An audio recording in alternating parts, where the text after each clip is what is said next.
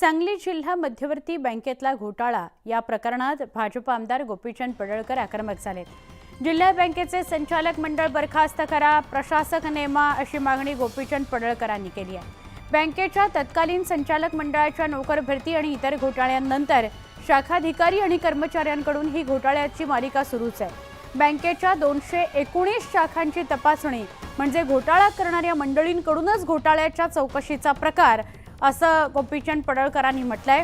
घोटाळ्यांचे सदोष आणि सखोल चौकशी करता सांगलीच्या जिल्हाधिकाऱ्यांनी त्यात लक्ष घालावं अशी मागणी केलेली आहे. गोपीचंद पडळकर यांनी बँकेतील नोकर भरती घोटाळा प्रकरणी गोपीचंद पडळकर यांनी विधान परिषदेमध्ये प्रश्न उपस्थित केला होता, तारांकित प्रश्न उपस्थित केला होता.